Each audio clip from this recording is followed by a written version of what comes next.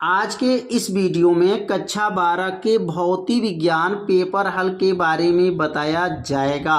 2025 में जो भौतिक विज्ञान का पेपर हुआ था, पेपर का कोड 346 JB के सभी प्रश्नों को हल करके बताया जाएगा और आप सभी लोग इस वीडियो को पूरा एक बार जरूर देखिए। पिछले भाग के वीडियो में प्रश्न नंबर 1 और प्रश्न नंबर 2 के सभी प्रश्नों को हल करके वीडियो अपलोड कर दिया गया है। यदि उस भाग का वीडियो आप सभी लोग नहीं देखे होंगे तो डिस्क्रिप्शन बॉक्स में वीडियो का लिंक दे दिया गया है, वहां से जाकर के वीडियो को देख सकते हैं। इस भाग में प्रश्न नंबर 3 से लेकर के आगे के सभी प्रश्नों को हल करके बताया जाएगा। तो एक एक प्रश्न को जो है आप सभी लोग अच्छे से समझिएगा। तो पहला क्वेश्चन क्या है, समान धारिता के 4 संधारित्र श्रेणी क्रम में 20 वोल्ट के बैटरी से जुड़े हैं। अब यहाँ पर 4 जो है संधारित्र लगे हुए हैं और श्रेणी क्रम में जुड़ा हुआ है। 20 वोल्ट का बैटरी यहाँ पे लगा है। मध्य बिंदु O, मध्य मतलब बीच वाला बिंदु O जो है यह धरती से जुड़ा हुआ है, भू संपर्कित है। बिंदु P और Q पर विभव की गणना करना है। तो जहाँ पर पृथ्वी से जुड़ा होता है वहाँ का वोल्टेज याद रखिएगा 0 होता है। तो यहाँ पे लिखेंगे भू संपर्कित बिंदु पर वोल्टेज यहाँ पे क्या होगा, तो कहेंगे भू संपर्कित बिंदु पर वोल्टेज V और यहाँ O का मान जो है क्या हो जाएगा 0 होगा। V और या O बिंदु है वहाँ पर वोल्टेज क्या होगा 0 हो जाएगा। और यहाँ पे ध्यान देंगे यह जो 20 वोल्ट की बैटरी लगा है, तो यह 20 वोल्ट के बैटरी में यह P बिंदु याद रखेंगे, P बिंदु और Q बिंदु के बीच का जो विभव का अंतर है वह 20 वोल्ट है। तो यहाँ पे क्या लिखेंगे, माने VP माइनस VQ, ये दोनों के वोल्टेज का क्या अंतर है, तो VP और VQ के बीच का अंतर वोल्टेज का 20 है। समीकरण नंबर इसको क्या मान लेंगे, समीकरण नंबर यह 1 हो जाएगा। VP माइनस VQ के वोल्टेजों का अंतर क्या है 20 वोल्ट है। अब यहाँ से लेकर के यहाँ तक का वोल्टेज और यहाँ से लेकर के यहाँ तक का वोल्टेज आपस में क्या रहेगा, बराबर होगा। क्यों, क्योंकि यह मध्य बिंदु है। मध्य बिंदु का मतलब यह VP और यह जो है V0O याद रखें वो बिंदु है, और VO और VQ के बीच का विभव जो रहेगा यहाँ से आधा और यहाँ से आधा का विभव आपस में क्या रहेगा, बराबर होगा, क्योंकि यह मध्य बिंदु पर है। तो अगला क्या बनेगा, VP माइनस VO बराबर हो जाएगा, देखिए VP माइनस VO, अब VO माइनस क्या होगा, तो VO माइनस क्या होगा VQ, ये आपस में क्या हो जाएगा, बराबर हो जाएगा। आधा मतलब यहाँ से लेकर के यह मध्य बिंदु और यहाँ से लेकर के यह मध्य बिंदु का वोल्टेज का अंतर जो होगा वह बराबर होगा। अब यहाँ पे देखेंगे VO का मान जो है 0 है, VO का मान क्या है 0 है। अब यहाँ पर 0 रख दिया जाएगा। तो जब 0 रखा जाएगा तो क्या बनेगा, तो अगला स्टेप लिखेंगे यहाँ पर VP क्या रहेगा, यहाँ पर VP माइनस VO का मान 0 हो गया, बराबर VO का मान भी 0 हो गया, माइनस ये हो जाएगा VQ। अब 0 है तो 0 को छोड़ देंगे तो ये बनेगा VP बराबर माइनस VQ हो जाएगा। यहाँ माइनस जो था यहाँ पर जो देख रहे हैं 0 में से माइनस घटाएंगे तो माइनस ही रहेगा। ये बन जाएगा समीकरण नंबर 2। अब समीकरण नंबर जो 2 बना, अब समीकरण यहाँ पर जो है समीकरण नंबर 2 बन गया। अब समीकरण 2 का जो है अब ये VP के जगह पर VQ यहाँ पर रख देंगे। समीकरण 2 वाला मान उठा करके समीकरण 1 में रखेंगे। तो यहाँ पर सेंटेंस क्या बनाएंगे, अब लिखेंगे यहाँ पर समीकरण 2 का मान समीकरण 1 में रखने पर, तो यहाँ लिखेंगे समीकरण 2 का मान, समीकरण 2 का मान, समीकरण 2 का मान किस में रखेंगे, समीकरण 1 में रख देंगे। समीकरण 2 का मान समीकरण 1 में रखने पर, अब समीकरण 1 में जब रखेंगे तो क्या बनेगा, तो समीकरण 2 का मान समीकरण 1 में रखने पर अब यहाँ पर समीकरण 1 जो VP हट जाएगा, VP की जगह पर क्या लिखेंगे माइनस VQ क्या रहेगा माइनस VQ हो जाएगा। तो माइनस ये हो गया VQ हो गया माइनस VQ हो जाएगा बराबर क्या है 20 है।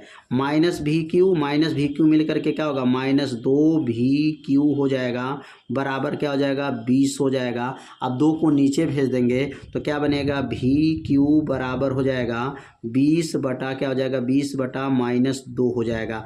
2 से 20 को काट देंगे तो क्या आ जाएगा VQ का मान क्या आएगा माइनस 10 वोल्ट आ जाएगा। तो यह एक मान VQ का मान निकल गया माइनस 10 वोल्ट हो गया। अब ये माइनस जब 10 वोल्ट हो गया VQ का मान निकल चुका। अब ये VQ का मान जो है समीकरण नंबर या 2 में रख देंगे VQ के स्थान पर, तो ये VP का मान निकल जाएगा। इसमें 2 आपका वोल्टेज पूछा गया था तो लिखेंगे या VQ का जो मान निकला था, VQ का मान जो अभी निकला है वह समीकरण नंबर 1 में रख देंगे। तो समीकरण अगर 1 में रखिए या 2 में रखिए, ठीक है ना, 2 में रख दीजिए। समीकरण 2 में रखेंगे तो आसान होगा, तुरंत निकल जाएगा। तो 2 में रखने पर समीकरण 2 में रख देंगे तो VQ का मान समीकरण जब 2 में रखेंगे तो समीकरण 2 क्या है, तो समीकरण 2 क्या बना है तो लिखेंगे VP बराबर माइनस VQ है। अब यह मान रखेंगे VP बराबर माइनस VQ का मान माइनस 10 है तो माइनस माइनस मिल करके क्या बनेगा प्लस 10 हो जाएगा। तो VP का मान आ गया प्लस 10 वोल्ट आ गया। यही 2 मान पूछा गया था कि P बिंदु पर और Q बिंदु पर वोल्टेज क्या होगा, तो P बिंदु पर 10 वोल्ट हो जाएगा और Q बिंदु पर माइनस 10 वोल्ट हो जाएगा। तो उम्मीद करते हैं यह प्रश्न आप लोगों को अच्छे से समझ में आ गया होगा। अब हम लोग सीखेंगे अगला प्रश्न क्या है। अब अगला प्रश्न है एम्पियर का परिपथी नियम लिखकर सिद्ध कीजिए। अब एम्पियर का जो परिपथी नियम है उसको लिखना है और इस सूत्र को सिद्ध भी करना है। तो सबसे पहले एम्पियर का परिपथी नियम को समझेंगे कि एम्पियर का परिपथी नियम किसको कहा जाता है। तो लिखेंगे इस नियम के अनुसार होगा और यहाँ पे लिखेंगे किसी बंद परिपथ में उत्पन्न चुंबकीय क्षेत्र का रेखीय समाकलन। यह है उत्पन्न चुंबकीय क्षेत्र का रेखीय समाकलन, यह समाकलन का चिन्ह है। और ये बी का नाम क्या है चुंबकीय क्षेत्र हो गया और ये डीएल और समाकलन लगा है तो उसको कहा जाएगा रेखीय समाकलन हो गया। उस परिपथ में बहने वाली धारा, ये बहने वाली धारा और कितना गुना है तो म्यू गुना, ये गुणा है तो इसमें म्यू गुना होता है। तो क्या बोलेंगे किसी बंद परिपथ में उत्पन्न चुंबकीय क्षेत्र का यह रेखीय समाकलन, इतना बोला जाएगा उत्पन्न चुंबकीय क्षेत्र का रेखीय समाकलन उसी परिपथ में बहने वाले धारा का म्यू गुना नाट होता है। मैंने म्यू नाट गुना, ये गुना का मतलब क्या हो जाएगा गुणा हो जाएगा। तो इसका जो है एम्पियर का परिपथी नियम इसी सूत्र में छिपा हुआ है, बस आपको बनाना है। तो परिभाषा को लिख लीजिएगा, किसी बंद परिपथ में उत्पन्न चुंबकीय क्षेत्र का रेखीय समाकलन, ये पूरा हो गया रेखीय समाकलन उस परिपथ में बहने वाली धारा का म्यू नाट गुना होता है। तो ये नियम को लिख करके आपको एक बार दो बार पढ़िएगा, आपको नियम क्या होगा याद हो जाएगा। अब ये सूत्र कैसे बना है, अब इस सूत्र का निगमन करना है। अब निगमन करके इसको समझेंगे।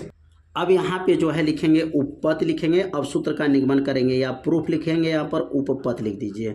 तो अब उपपत्ति कैसे होगा, अब यहाँ पे इसको जो है सिद्ध करके कैसे दिखाएंगे। तो सबसे पहला काम जो है क्या रहेगा, यहाँ पर जो है एक आपको जो है वृत्त बनाना पड़ेगा। मतलब यहाँ पर वृत्त बना करके बताया जाएगा किसके अंदर जो है आई एम्पियर की धारा, कितने एम्पियर का धारा, आई एम्पियर की धारा प्रवाहित हो रही है और कितनी त्रिज्या है तो आर त्रिज्या है। आई एम्पियर की धारा, कितने एम्पियर का, आई एम्पियर की धारा और इसका जो है वृत्तीय पथ की जो त्रिज्या है वो क्या है आर है और यह जो है एक सीधा तार है और इस तार में आई एम्पियर की धारा प्रवाहित हो रही है। कितने एम्पियर का, आई एम्पियर की धारा प्रवाहित हो रही है। तो सबसे पहले एक चित्र को यहाँ पर बना लीजिएगा, यह मूल बिंदु हो जाएगा और मूल बिंदु मतलब यह केंद्र हो गया। और यहाँ पे सबसे पहला काम करेंगे माना लिखेंगे। तो माना क्या लिखेंगे, लिखेंगे माना आर त्रिज्या का, कितना त्रिज्या है तो माना आर त्रिज्या का, माना लिखेंगे यहाँ पर आर त्रिज्या का वृत्तीय पथ, माना आर त्रिज्या का जो वृत्तीय पथ है लिखेंगे आपका वृत्तीय पथ हो जाएगा जिसका केंद्र क्या है तो कहेंगे जिसका केंद्र ओ है, जिसका केंद्र जो है ओ है, जिसका केंद्र लिख लेंगे यहाँ पर क्या है ओ है, ओ हो गया। और लिखेंगे यहाँ पर पी बिंदु पर, कौन सा बिंदु है, यह पी बिंदु हो जाएगा। तो लिखेंगे पी बिंदु पर उत्पन्न चुंबकीय क्षेत्र, लिखेंगे पी बिंदु पर उत्पन्न चुंबकीय क्षेत्र, पी बिंदु पर उत्पन्न चुंबकीय क्षेत्र बी है। पी बिंदु, यहाँ बिंदु 2 बार लिखा गया, बिंदु पी बिंदु पर, पी बिंदु पर उत्पन्न चुंबकीय क्षेत्र, उत्पन्न चुंबकीय क्षेत्र क्या है, तो कहेंगे उत्पन्न चुंबकीय क्षेत्र बी है, उत्पन्न चुंबकीय क्षेत्र बी है। तथा परिपथ में बहने वाली धारा, तथा परिपथ में बहने वाली धारा, परिपथ में बहने वाली धारा आई है, बहने वाली धारा क्या है, आई है, बहने वाली धारा क्या है, आई है, धारा आई है। तो अब यहाँ पे इसका निगमन करेंगे। इतना जो है पहले लिखेंगे, माना आर त्रिज्या का वृत्तीय पथ है जिसका केंद्र O है, P बिंदु पर उत्पन्न चुंबकीय क्षेत्र B है और परिपथ में बहने वाली धारा I है। तो अब यहाँ पर एक सीधा तार है और सीधा तार में अब यहाँ पे लिखेंगे अनंत जो है लंबाई के, अनंत लंबाई के, अनंत लंबाई के सीधे तार में, अनंत लंबाई के सीधे तार में उत्पन्न चुंबकीय क्षेत्र, सीधे तार में, सीधे तार में उत्पन्न चुंबकीय क्षेत्र, उत्पन्न चुंबकीय क्षेत्र कितना होता है, तो कहेंगे अनंत लंबाई के सीधे तार में उत्पन्न चुंबकीय क्षेत्र का सूत्र होता है B बराबर होता है mu naught upon 2 pi I बटा R होता है और यह बन जाएगा समीकरण नंबर 1 हो जाएगा। तो अनंत लंबाई के सीधे तार में उत्पन्न चुंबकीय क्षेत्र कितना होता है, B बराबर mu naught upon 2 pi I बटा R। अब यही सूत्र का निगमन करना है। अब यह सूत्र कैसे बनेगा, तो सबसे पहले इसका LHS लेंगे और LHS क्या है, तो लिखेंगे समाकलन वेक्टर B और ये क्या है, DL है। अगर वेक्टर हटाते हैं तो क्या सूत्र बनता है, तो वेक्टर जब हटेगा तो यहाँ लिखेंगे वेक्टर हटेगा तो B DL काश थीटा हो जाएगा, क्योंकि ये सूत्र होता है। अगर सूत्र नहीं याद है तो सूत्र याद रखिएगा कि vector A into vector B का सूत्र होता है, vector A into vector B का सूत्र होता है, क्या सूत्र होता है, तो सूत्र होता है इसका वेक्टर AB काश थीटा होता है। क्या सूत्र है, AB काश थीटा। अब इसी सूत्र पर इसको तोड़ा गया है, तो अगर यहाँ पर AB काश थीटा जो देख रहे हैं, इसी तरह B DL काश थीटा हो जाएगा। अब थीटा का मान यहाँ पर पूरा अगर एक वृत्त है तो वृत्त में 360 अंश का कोण बनता है, तो थीटा पर लिखेंगे यहाँ पर 360 अंश का कोण बन जाएगा। अब यहाँ 360 रख देंगे तो क्या बनेगा, समाकलन हो जाएगा, समाकलन B हो गया, DL हो जाएगा और काश लिखेंगे यहाँ पर 360 हो जाएगा और काश 360 अंश का मान क्या होता है, तो यहाँ लिखेंगे B DL हो जाएगा और काश 360 अंश का मान 1 होता है। कितना होता है, 1 है, क्योंकि एक वृत्त है और वृत्त में 360 अंश का कोण बनता है, तो यहाँ 1 हो जाएगा। और 1 में जब गुणा करेंगे तो क्या बनेगा, समाकलन B DL हो जाएगा और यहाँ B बाहर आ जाएगा तो क्या बचेगा यहाँ पर, समाकलन DL और समाकलन DL हो गया। तो अब DL का समाकलन क्या होता है, तो इसका सूत्र लिखेंगे, अगर dx है तो x होता है, dx का समाकलन क्या होता है, x होता है। इसी प्रकार अगर DL का देखा जाए तो DL क्या क्या होगा, तो L हो जाएगा। तो अब यह हो गया B और यह बन गया L और L का मतलब क्या है, लंबाई। और ये लंबाई किसका लंबाई है, तो वृत्त की लंबाई। और वृत्त की लंबाई क्या होता है, ये पूरे वृत्त में की लंबाई अगर पूछा जाए तो पूरे वृत्त की लंबाई परिध के बराबर होता है। किसके बराबर होता है, परिध के बराबर। और लंबाई किसके बराबर हो गया, परिध, और परिध का सूत्र क्या है, 2 पाई R होता है। परिध का सूत्र क्या होता है, 2 पाई R हो जाएगा। अब यहाँ पे मान रखेंगे तो अब क्या बनेगा, बराबर हो जाएगा, यहाँ पर बराबर हो गया। और B का मान समीकरण 1 में देखेंगे, समीकरण 1 में B का मान क्या है, mu naught upon 2 pi I बटा R। अब यहाँ पर B का मान रख लेंगे mu naught upon 2 pi I बटा R। ये किसका मान है, B का मान हो गया। और लंबाई का मान क्या दिया है, तो लंबाई का मान दिया गया है 2 पाई R, लंबाई का मान दिया गया 2 पाई R। अब ये 2 पाई R से 2 पाई R कट और 2 पाई R से 2 पाई R कट जाएगा तो बचेगा क्या, तो बचेगा म्यू नॉट गुणे आई। तो म्यू नॉट गुणे आई बच जाएगा और यही क्या करना था, सिद्ध करना था, क्योंकि इसी को लाना था म्यू नॉट गुणे आई बराबर लाना था किसके बराबर, तो लिखेंगे समाकलन वेक्टर डी डीएल बराबर, यही जो है आपको सिद्ध हो गया। और ये किसका नियम है, एम्पियर का परिपथी नियम को सिद्ध किया गया है। बहुत आसान विधि से बताया गया है, तो आप लोगों को अच्छे से समझ में आ गया होगा कौन सूत्र यहाँ पे लागू किया गया। तो एक वेक्टर का लागू किया गया और कोण 360 रखा गया है और समाकलन dx का लागू किया गया और यल का नाम क्या है, परिध है और परिध का सूत्र होता है 2πr और 2πr से 2πr कट जाएगा, म्यू नॉट गुणे आई। यही जो है आपको सिद्ध करके दिखाना था, तो सिद्ध हो गया। तो अब सीखेंगे अगला प्रश्न। अब अगला प्रश्न है, प्रकाश के ध्रुवण का अर्थ समझाइए तथा उपयुक्त चित्र के सहायता से ध्रुवित एवं अध्रुवित प्रकाश में अंतर दर्शाइए। मतलब यहाँ पर दो क्वेश्चन दिया गया है, प्रकाश का ध्रुवण का आपको अर्थ को समझाना है और ध्रुवित और अध्रुवित प्रकाश में अंतर बताना है। तो सबसे पहला काम करेंगे, यहाँ पर हेडिंग नोट करेंगे प्रकाश का ध्रुवण।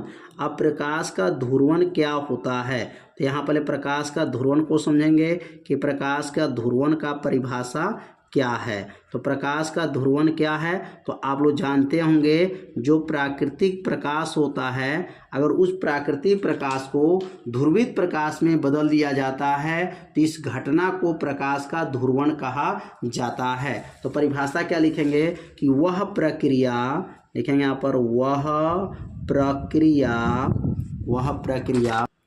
वह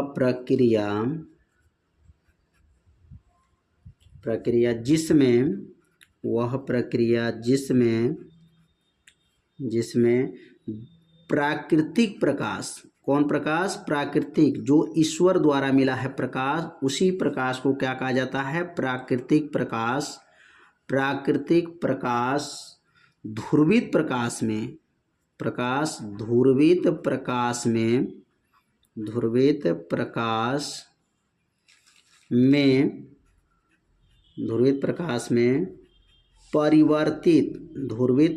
में परिवर्तित होता है। इस घटना को क्या कहा जाता है, इस घटना को प्रकाश का ध्रुवण कहा जाता है, प्रकाश का ध्रुवण कहते हैं। जो प्राकृतिक प्रकाश है उस प्रकाश को किस में बदला जाए, ध्रुवित प्रकाश में बदल दिया जाता है, तो इस घटना को प्रकाश का ध्रुवण कहा जाता है। अब यहाँ पे आ गया कि प्रकाश का ध्रुवण क्या होता है, तो अब यहाँ पर हेडिंग नोट करेंगे कि प्रकाश का ध्रुवण और जो है अध्रुवित प्रकाश और ध्रुवित प्रकाश में क्या अंतर है। तो ध्रुवित प्रकाश समझ लेते हैं कि ध्रुवित प्रकाश क्या होता है, तो लिखेंगे यहाँ पर ध्रुवित प्रकाश और अध्रुवित प्रकाश, और अध्रुवित प्रकाश में अंतर बताइए। लिखेंगे यहाँ पर अध्रुवित प्रकाश में अंतर।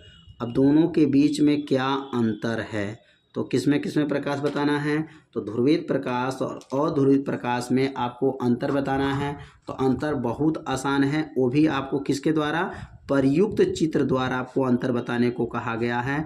तो सबसे पहले यहाँ पर एक और आपको लिखना होगा ध्रुवित प्रकाश और एक को लिखना होगा अध्रुवित प्रकाश। तो यहाँ पे लिखेंगे ध्रुवित प्रकाश, यह हो गया ध्रुवित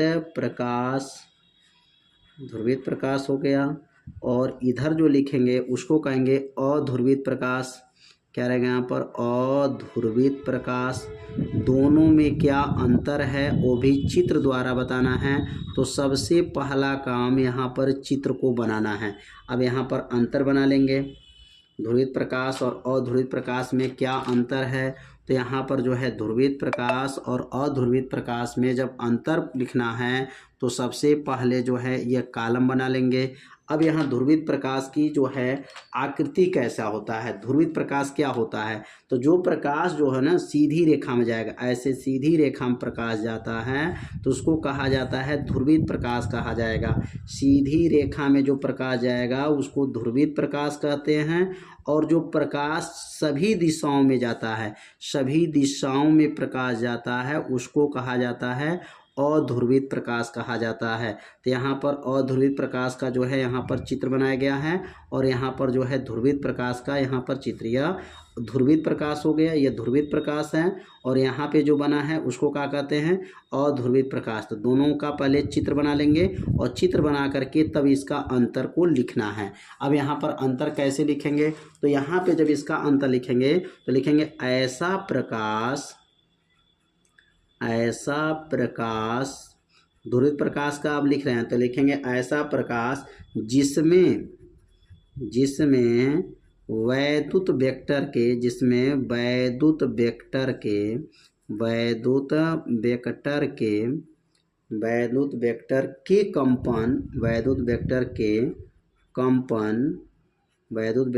कंपन प्रकाश के संचरण की दिशा, वैद्युत वेक्टर के कंपन प्रकाश के संचरण, संचरण का मतलब चलना, प्रकाश का चलना, प्रकाश संचरण की दिशा, प्रकाश संचरण की दिशा लंबवत तल न होकर, लंबवत तल न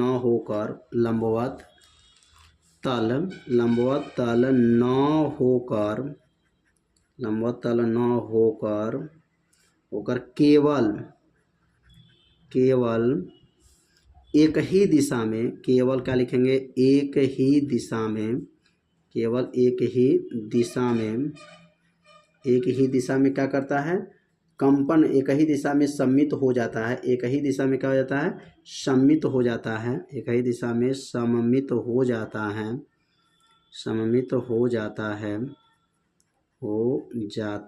है। ऐसे प्रकाश को क्या कहा जाएगा, तो ऐसे प्रकाश को क्या कहते हैं ध्रुवित प्रकाश कहा जाता है। तो नीचे लिख लें यहाँ पर ध्रुवित प्रकाश कहा जाता है। लिखेंगे यहाँ पर ऐसे प्रकाश को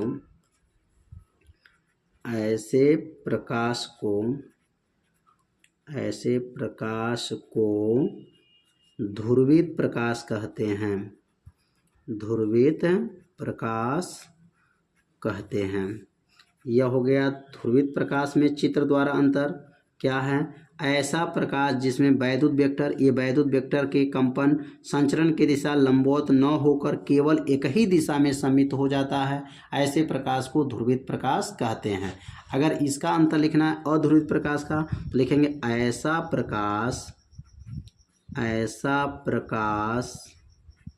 प्रकाश जिसमें वैद्युत वेक्टर के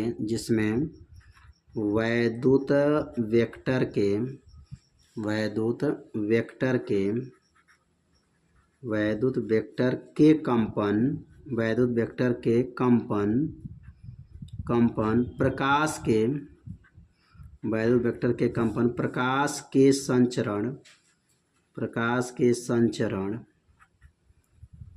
के संचरण की दिशा लंबवत न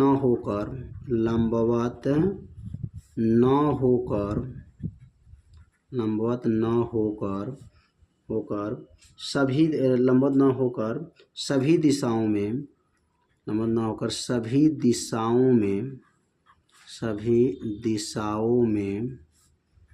दिशाओं में क्या हो जाए फैल जाते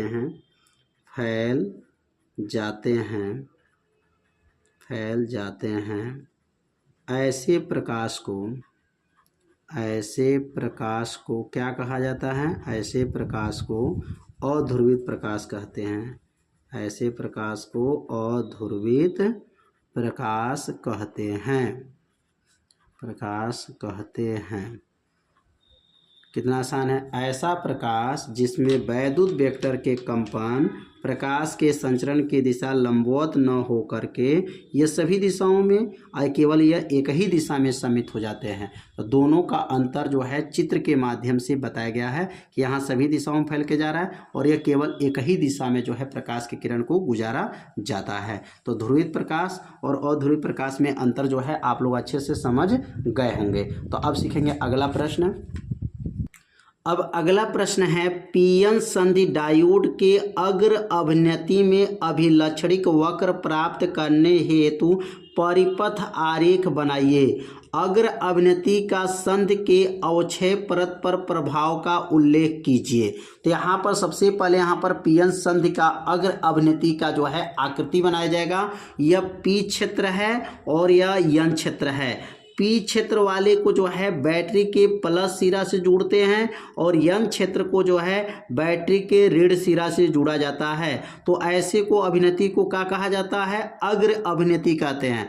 अग्र अभिनति का मतलब क्या है कि अगर पी क्षेत्र को धन सिरा और एन क्षेत्र को ऋण सिरा से जुड़ा होता है उसको अग्र अभिनति कहते हैं। तो यहाँ पर जो यह आकृति बना है पी क्षेत्र बनाएंगे और यह जो है एन क्षेत्र है और ये बीच वाला जो परत होता है उस परत का नाम होता है अवक्षेप परत कहा जाता है। तो पहले इस आकृति को जो है आप लोग बना लीजिएगा और यहाँ पर हेडिंग को नोट करेंगे, पीएन संधि डायोड के अग्र अभिनति।